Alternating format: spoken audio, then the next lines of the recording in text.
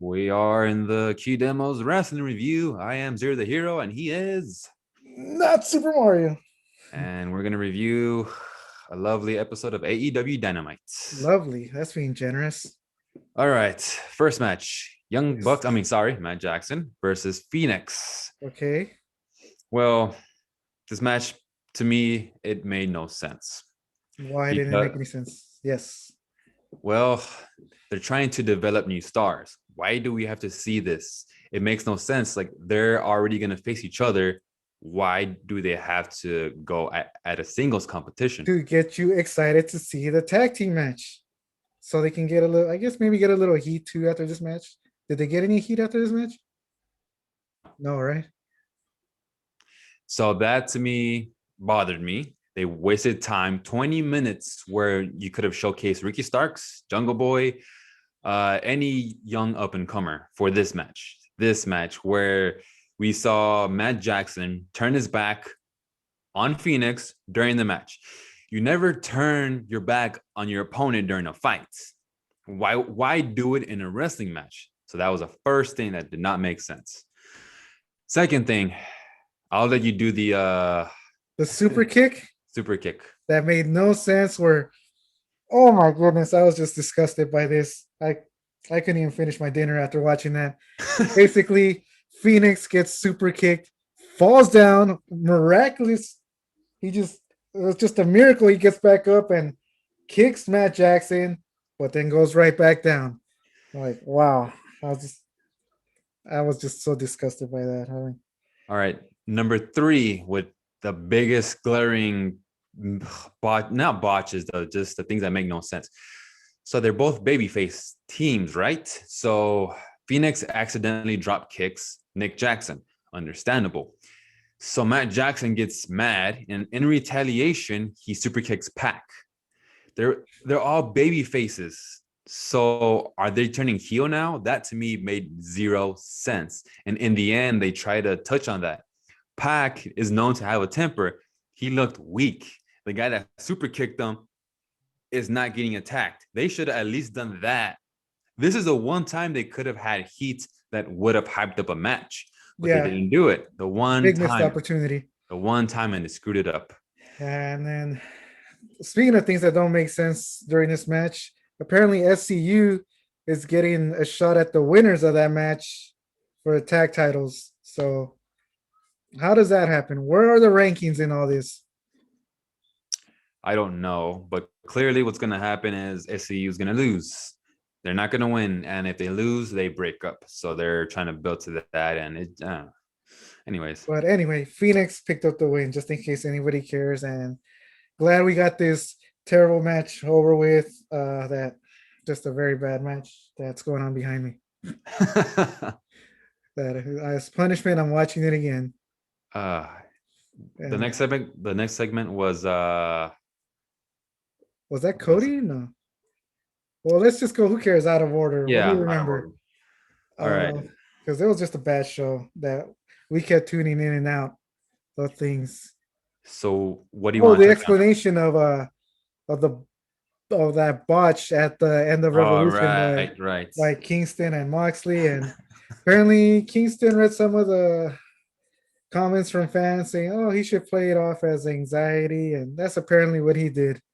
And then just Moxley making fun of Omega, like telling him, "Where did you get that dynamite? Did it say Acme on it?" I guess a Looney Tunes reference, but I don't know. Them trying to save this is just making it worse. They should just come out and apologize. Just say, we botched it. Sorry. Here's half your money back at least. I want half my money back. I know I can't get the whole thing, but half will do. Yeah, see, what they should have done, like you said, is either A, apologize, or just do a WWE move and completely just ignore it. See, now, not only is this probably the worst botch in all of wrestling history that beat the Shockmaster, in my opinion, because Wow. It was that. Oh, see, wow. like at least the Shockmaster, it was done during like a regular taping. This was hyped up so much, and it literally ended in a popcorn fart. So you can't beat that botch. But that said, instead of ignoring this and moving on, they're gonna play off of it. So now that thought That's the that storyline. botch will keep going on in our minds. Well, I'm not gonna watch AEW because it's just garbage. But with that said, it's gonna keep going on in the fans' mind. They're trying to make sense out of it, but it's backfiring. So Uh, yeah. let's move on to the next match so you can forget about this, and let's move on to your favorite wrestler, Cody Rhodes, in a botch match versus I don't even know who that was, but oh no, in a squash match. I just keep thinking botch because everything on AEW is a botch. But finally, a decent squash match lasted, I think, less than 5 minutes, and then this came out of nowhere. Pentagon came out and interrupted Cody, and now all of a sudden they're feuding. What's up with that? You What tell the me. fuck? You explain it to me. Hurricane. It made no sense. All right. Isn't he a So face? Aren't they both faces? Sorry, it's just I don't know. okay, Penta is apparently now he's a heel. Now, this to me seems very rushed. So they had a match at Revolution where Penta, Penthouse, he kept he he kept saying, look, bro, I could have broke your arm, but I didn't. Why? Because I'm such a good guy. So if he's such a good guy, why is he talking shit? Why is he picking on Cody Rhodes? They have no heat, they have no feud. And then he goes on to say, I could have broke your arm and you could have never held your baby girl. And just off of that, Cody snaps. That was lazy booking. And I'm disappointed in Cody for not speaking up and saying, look, this makes no sense. This is crap. But who's he? Why? But he's got nothing to work with, basically in AEW. Like, what's up with Okay. that? Okay. What's a young up and comer that's a heel? He could have worked with Ricky Starks. He could have worked Yeah, with any MJF again. Well, now that he's in the yeah. Four Horsemen. But point is, any Five up and coming horsemen. star. Instead, we got two guys who are established in the AEW fan base. Waste of time, waste of a feud, no stars being made. Let's move on. Next one. Was this the Ethan Page versus Lee Johnson? I don't remember if that was the right order, but I did not pay attention to that because of that horrible audio. My goodness. Was there a basketball game going on in the background that they scheduled two events in that arena at the same time? uh, I think, I and don't. maybe this was a decent match. Ethan Page picked up the win, but I couldn't focus because There it is. This is the replay. hey, They just replay that freaking. oh, why? Anyways, so yeah, it was the Ethan Page versus Lee Johnson, and the it seemed like a good match. It was supposed to be Ethan Page's debut. Problem was the audio was going off, and you start hearing uh, ain't no mountain high enough. I mean, Which I'll admit the match was entertaining for the wrong reasons, see, but AEW is not funny when it tries to be funny. When it tries to be serious, it's hilarious. You have Jade, you have Omega, just hilarious because they're so awful. You had this botch on at Revolution. You had this audio botch. I was laughing my ass off. I was thoroughly entertained. So not much to say about that. Just a technical issue. okay. I don't know if this is the right order things went in. Who cares? I'm just going from what I remember. Uh, Tony Schiavone was interviewing Sting about his match that he just had, which I doubt that was Sting. That was clearly a cinematic match. I doubt he had any part in it. I'm not believing that he was in that match. That had to be somebody else. But anyway, out came Lance Archer. Finally, he comes out and says, "You're not going to give me the time. I will make the time." I love that move. I just hope he does not go up against Sting and gets buried like the rest of Team Taz. Yeah, like you said, it was a good move. It's very rare when a wrestler just says, "Look, screw this crappy booking. I'm gonna go up there and just." I mean, it's scripted anyways, but it makes it look real. Yeah, So the problem was Sting's a babyface. He's a good guy. Archer, as of recently, is a been a good good guy. guy. Just like Penthouse is a good guy apparently. But none of this makes sense because it's AEW. So it seemed like he wants to feud with Sting, which to me, thinking back, it does make sense in a way because Archer is not known. Sting is known. So they're gonna try and put over Archer, but is this really the right move? I don't know about that. And then you got Jake Roberts How to trying get to in his get his moment. mic time going, bye, Stinger. That was a highlight of one of the highlights of the night for me. Yeah. So I will give it a index finger. Okay. But what was next? You forgot the women's. The women's, but I'm trying to think. Did Omega and Callis come out before the women? I don't know. Who cares? Yeah, It's okay. Well, look. let's go with Omega and Callis. Well, We first, don't okay, remember the order because it was a very forgettable show. So yeah, see, we were we're trying to be like AEW. We're trying to make sense out of everything. We we we, clearly we kept tuning out. somebody erased their notes, which is why we don't have the order. Well, it was just that bad. I mean, but but we're trying to be like AEW, trying to make sense out of everything, which was the same thing look, with Don Callis. forgive me for the notes That's a part. good transition. It was just that bad. No, Okay, if I written them down on a piece of paper, I would have burned them. But I'm not gonna burn my phone. I just gave you the transition. What are you doing? It was a perfect transition of me trying to. All right, Don Callis. Whatever. Another botch. Ah, It's Wednesday night. You know what that means? Just botches everywhere. all right. But Don Callis. Well, at first it was Shivani. Supposedly was gonna introduce Christian, but out came Omega, Callis, and The Good Brothers. the Good Brothers. They explained it, saying they they made Kingston and Mox look like idiots for that, and I don't remember most of it. All I There they remember are, is that, right behind you in the screen, trying to explain the botch. oh yeah, that's their explanation. But Anyways, go on. I don't remember most of this promo except that 69 that was going on in the ring, which I'm sure is probably getting 5 stars by Meltzer and all the AEW fanboys. They're probably giving it a bunch of likes. But anyway, Kingston came out. I mean, they try to make him look like an idiot. And well, you tell me what you remember, because this was a pretty forgettable segment for me. Because just apologize. Just apologize for the botch. Yeah, so like I said, which you ruined that transition. I was trying to like play off of it and trying to make a point, and then you didn't play off of it. But Just anyways, too much finger pointing.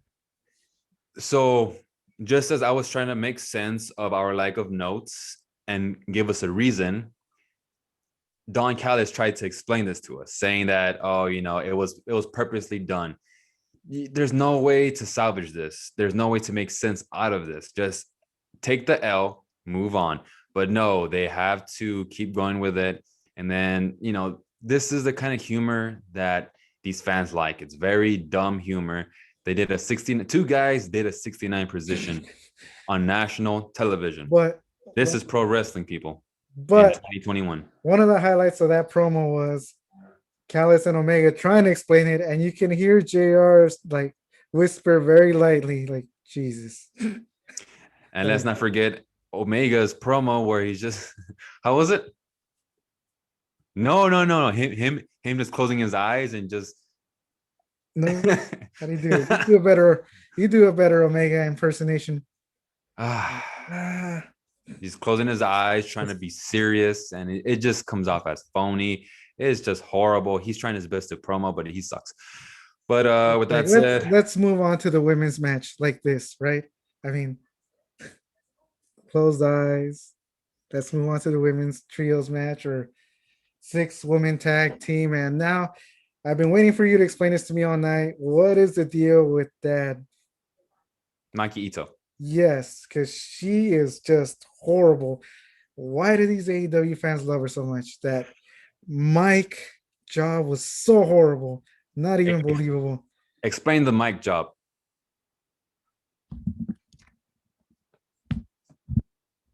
Basically, not even making any contact. Okay, so Like, when I saw those lack of mic shots, the weakest mic shots I've ever seen, I tuned out. I missed the whole match, and I'm glad I did. I have no regrets.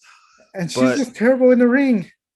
But let me explain to you why she's a big deal among AEW fans. Clearly, no casual fan or non-wrestling fans will give a crap about her.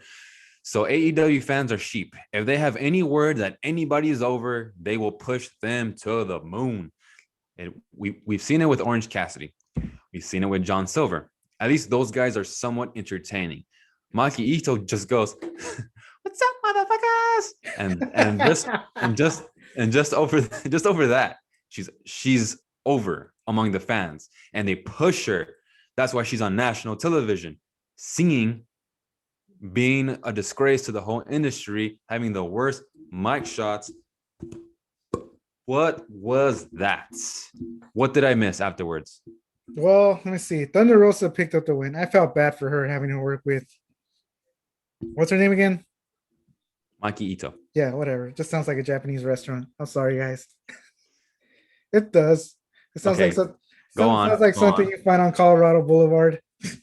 Get us banned.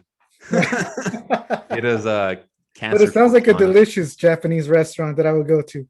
Okay, but anyway, Thunder Rosa picks up the win and then gets attacked because that's the way they had to do it. You can't end the match at all. Gets attacked by Britt Baker and her assistant, whatever her name Rebel, is. not Reba. Reba, Yeah. not Rebel. And Vicky Guerrero. They all triple teamed her. And where was the rest of Thunder Rosa's team? I don't know. But anyway, that just set up the match that we're gonna see next week. No holds barred match. Are you looking forward to that? Britt No, Baker versus I'm not even gonna watch AEW anymore. This is the last time. I'm doing this not even the because highlights. somebody requested that I watch it after Revolution. You know who you are. We will not This is- point fingers. We will not point fingers. Or Finn Balor style. Good night. Goodbye. Bang. I'm gonna And- start ending the reviews like that. Just because. Anyways, But anyway, was the TNT title match next? Whatever, we'll just go with that. yeah. Scorpio Sky, Darby Allin. I'm not a fan of Scorpio Sky coming back and getting a shot right away because this is what WWE takes heat for. Somebody's gone for so long, they come back and immediately get a title shot. But yet AEW just did it. They love it. This match, I mean, I could have got into. I mean, it was probably the best thing on Dynamite, but just a face versus face, I cannot get into. They already basically had that as their opening match. So, what did you think of this match? What bothered me was Darby's size. So we've seen him go up against Cage. At least that one was. I mean, Cage kind of did give him a little bit too much offense for his weight. The Canadian Destroyer, the Code Red, it just looks so fake. He needs to stop doing that against opponents that are clearly have too much weight over him. The more I see Darby after the Janela match, I realize this guy can't wrestle. He plays a great underneath babyface, very, very well, but clearly he needs a good opponent to carry him. Yeah, like tonight, Scorpio Sky. I think maybe that's why the match actually looked decent. Yeah, Scorpio Sky's pretty good. it's all Scorpio Sky. So the post match. Well, Darby retained. I'm pretty sure everybody knows that. But the post, what did you think? Scorpio, a little late on that heel turn. I was wishing that could have happened before. But This heel turn was supposed to happen. For those that don't know, if you don't watch AEW Dark, I used to watch it, but I got tired of it. Oh, so it was expected. It was expected back in December, and they Long-term booking. And the problem was they stopped showing him on TV for 3 months, and then out of nowhere, he just turns into a bad guy. Like, at least have it continuing and have it make sense. But no, he just flipped. He flipped for no reason. Doesn't make sense. So apparently they're gonna feud now. So okay, so Darby's gonna go solo against Scorpio Sky. SCU are baby faces, so they'll probably start having a break apart there, and then you have Sting going up against Lance Archer. I hope that's not the case. So, not a good direction for Sting AEW. versus Jake the Snake would make more sense. Anyways, what else are we missing? The main event or the inner circle, what do they call it? The inner circle jerk? Whatever they call that thing at the War end. console. Yes, and Sammy finally came back, and I was disappointed because he stayed with the inner circle. I was hoping this would lead to him finally breaking away from the inner circle. I was just disappointed. I was hoping they would break up. But no, now we get them feuding. I'll let you take it from there with the five horsemen. Yes, five horsemen. No, it's not five. It's just Five. Wardlow. Five. Wardlow is just MJF's backup, so he'll be. I don't know what that's about. But as I predicted, look, I said this months ago. I said MJF is going to join the Four Horsemen somehow, some way. It's not going to be Cody. People kept saying it's going to be Cody. I proved it. It makes no sense because Cody, you had Sean Spears hit him with a freaking chair, busted him open, and suddenly there's no reason for them to be friends. There's heat between FTR and Cody apparently because Cody kept saying fuck the revival over and over. And if you're two grown men, clearly you'd be like, what the hell? Who's this guy talking shit? So there's heat between three guys. And yeah, so I kept thinking there's no way they'll make this happen. His father went up against the Four Horsemen. So it makes no sense. So I was right on that one. Now this means that the inner circle will now be baby faces, apparently, right? Yes, but I was just hoping for a breakup. Now we have more stables feuding. Like we don't have enough of that. Just terrible. So now we're not gonna see Santana Ortiz go in the Yes, I tag wanted them to division. go solo. We're not gonna see Sammy go solo. His baby face. Well, I guess now he'll be a baby face, but this team was Nobody, serious. nobody in this company can go solo.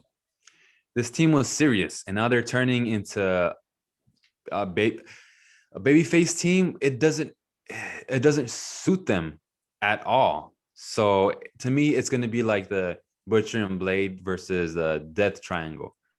So it's Oh, not gonna make any sense. It's just gonna. but So, oh wait. Conan and Disco called out Jericho on this when Jericho went on their podcast. Jericho said, just wait. It's long term booking. It'll make sense. The payoff will be worth it. This was the payoff. Since last summer, we've seen MJF trying his best to join the inner circle, finally joined the inner circle for what, 8 months. So you're telling me he's been all along in the Four Horsemen. And in those 8 months, he could have tried to capture the TNT title, the AEW title, the FTW title, but that title is meaningless anyways. The a tag belt if possible with Sean Spears, but no, 8 months of his life just trying to down the break up a drain. stable. Does this make sense? None of this show Mm. made any sense. This is why You will not watch people, it. I will not watch it. Why? I'm trying my best to be positive. So I'm just gonna stop there.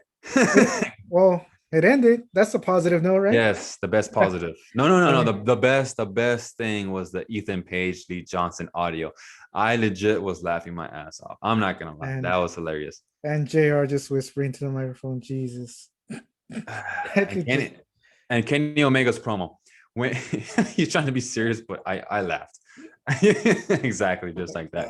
I wish I had that perm. It's like, no. But Alrighty. but anyway, out of the Meltzer stars, what would you give it?